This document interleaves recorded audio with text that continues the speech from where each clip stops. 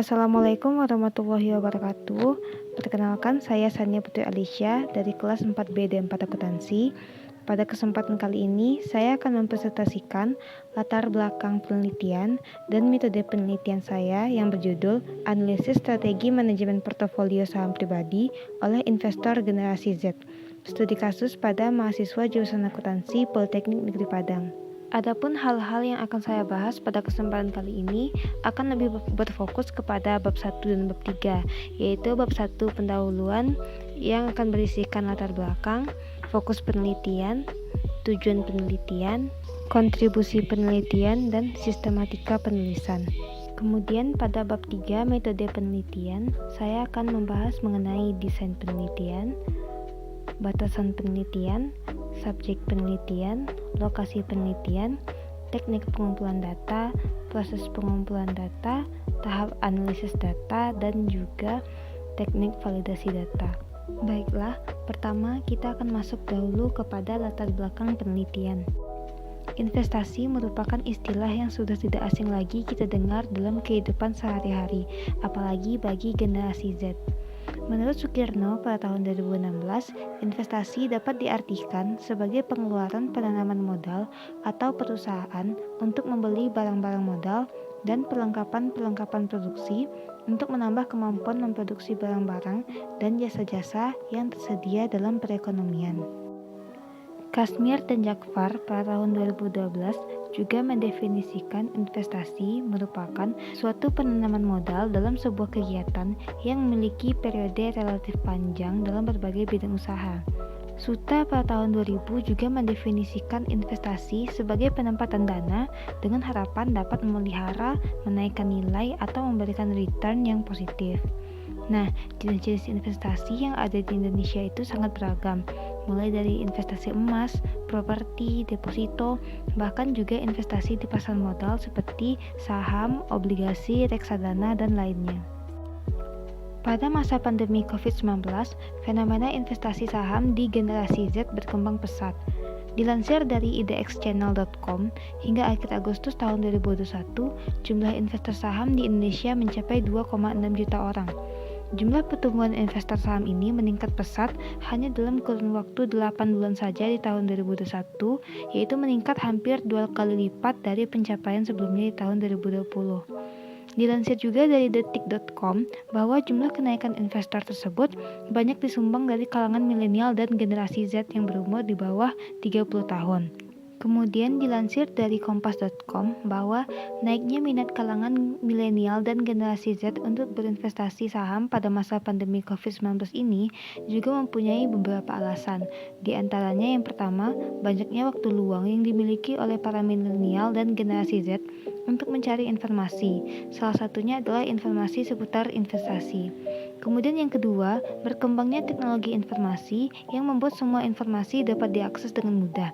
Ketiga, kaum milenial dan generasi Z menganggap investasi saham harganya sangat terjangkau, sehingga antusias kaum milenial dan generasi Z ini menjadi cukup tinggi. Kemudian, salah satu cara untuk meningkatkan return dalam berinvestasi saham yaitu dengan memanajemen portofolio investasi saham pribadi.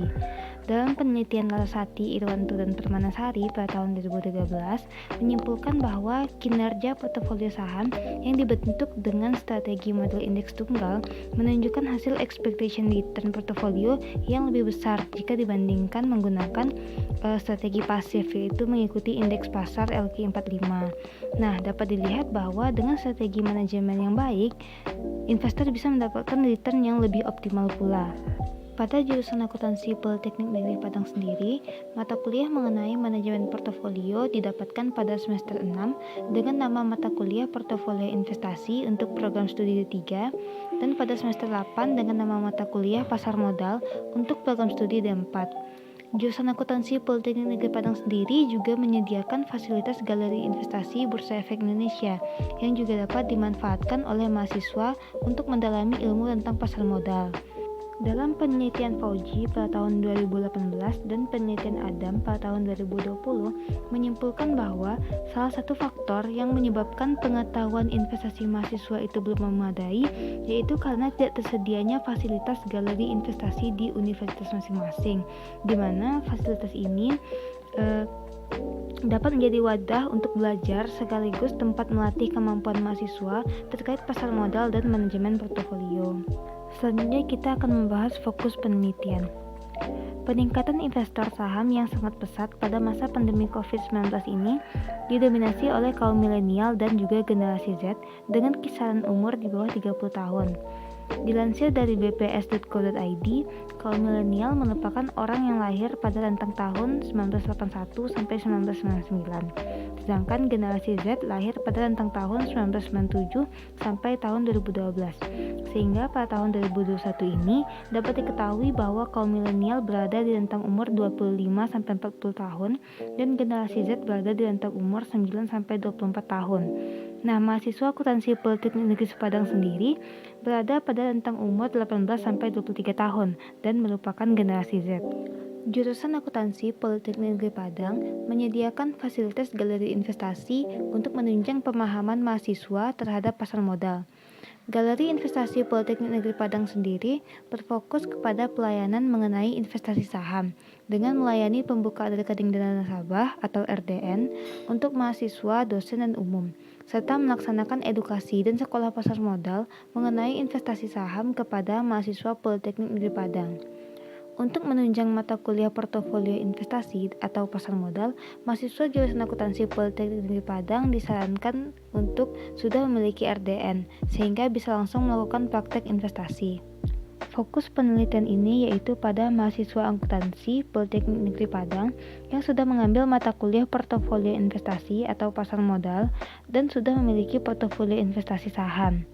Dengan dasar pengetahuan pasar modal yang didapatkan dari mata kuliah dan fasilitas yang sudah disediakan oleh jurusan akuntansi Politeknik Negeri Padang, diharapkan mahasiswa akuntansi Politeknik Negeri Padang sudah dapat memperdalam pengalaman di pasar modal serta menggunakan ilmu tersebut untuk dapat memanajemen portofolio investasinya, sehingga mendapatkan return yang optimal di masa depan.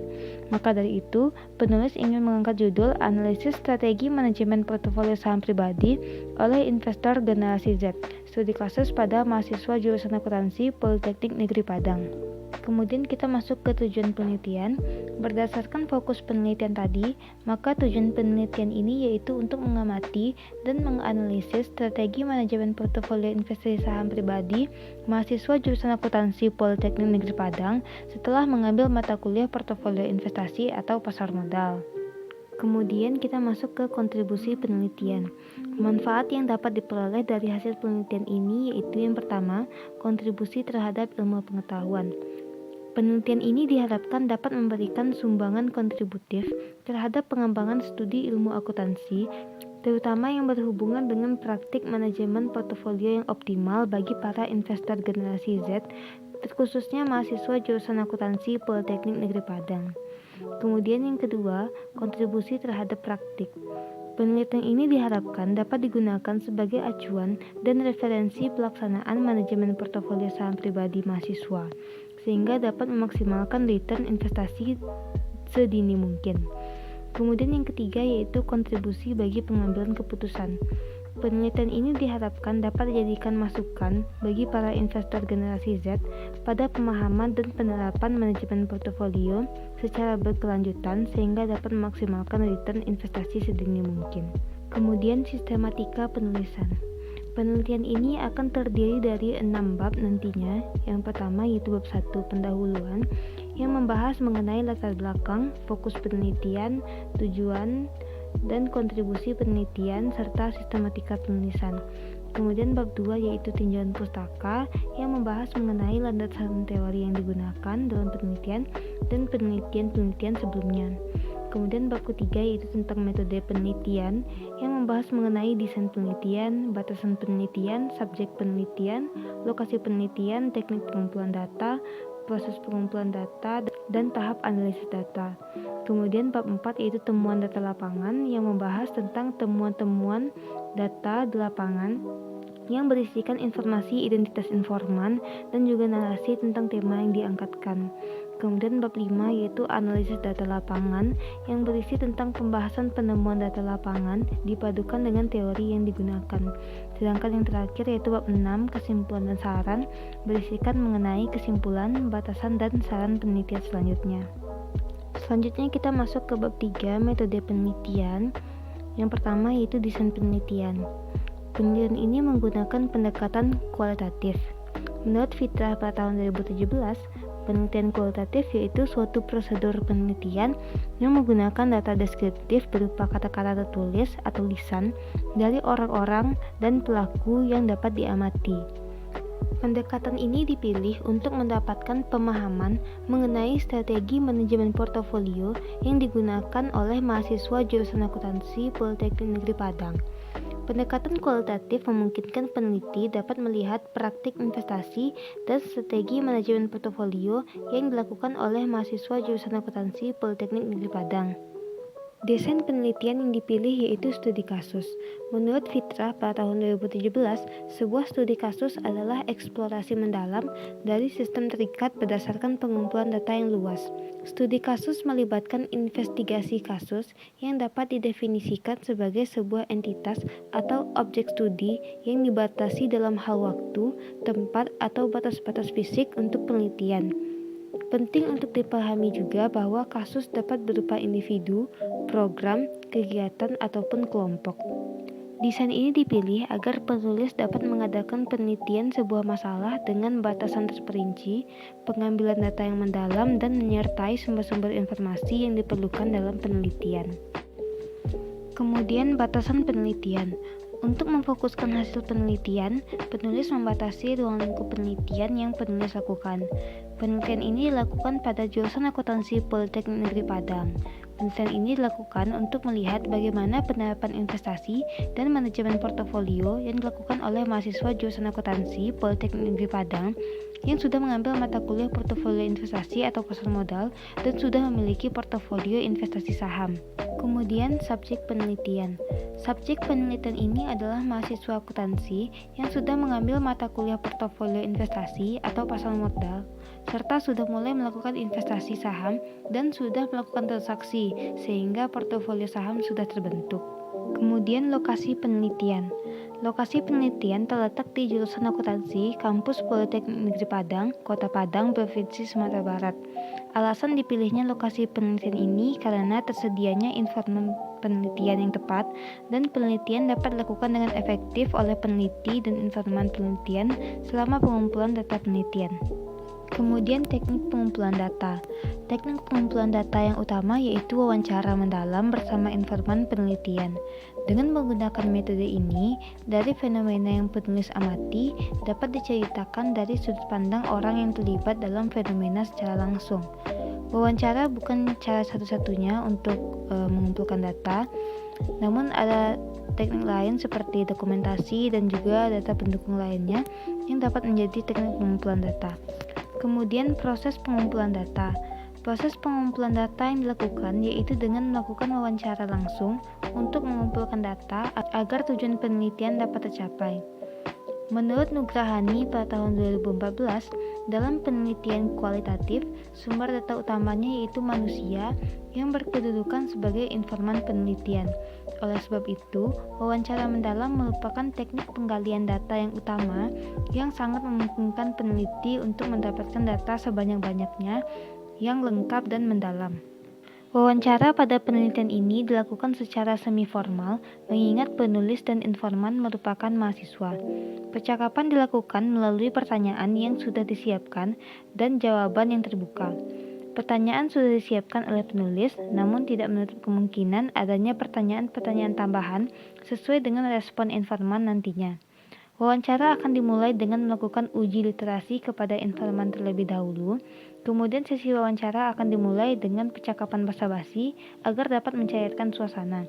Barulah penulis meminta informan untuk menjawab pertanyaan-pertanyaan penulis agar tujuan penelitian dapat tercapai. Kemudian tahap analisis data.